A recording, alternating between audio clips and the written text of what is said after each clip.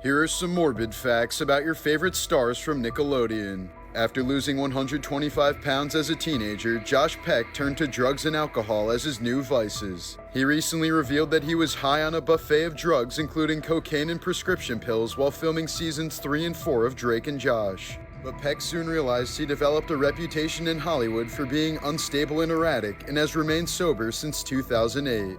When Brian Peck was on trial for sexually abusing Drake Bell in 2003, there were 41 letters written to the judge by friends, family, and colleagues who were defending Peck's character. Some claim that Peck must have been facing major temptation or had been pressured and pushed beyond belief to have committed any of the abuse. Drake and Josh director Rich Correll and stage manager Beth Correll both allegedly wrote letters in Peck's defense, with Rich saying it would be his pleasure to work with Brian again. In 2016, a man who'd been continuously stalking Miranda Cosgrove apparently plotted to murder her. For 3 days, the stalker had been burying various weapons in Cosgrove's backyard, including knives and a rope. One day, he spent hours pacing around the area and eventually shot at a woman who looked like Miranda. The man then performed self-immolation before turning the gun on himself right in Cosgrove's yard. Miranda has stated that she still lives in the same home but refuses to stay there alone ever since that traumatic incident. Jeanette McCurdy has described the relationship she had with her mother Deborah as both emotionally and sexually abusive.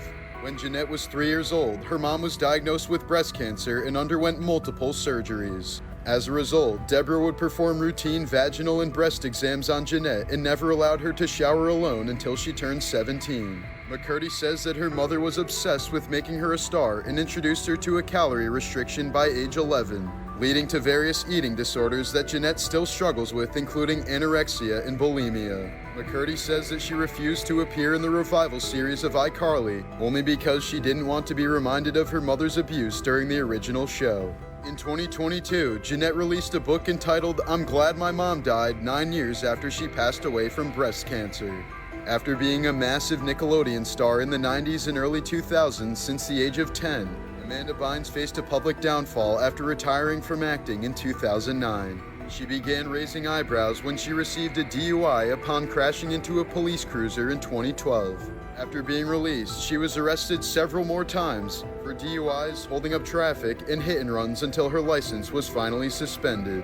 In May of 2013, officers arrested Bynes once again for reckless endangerment, amid reports that she threw a bong out the window of her New York City apartment.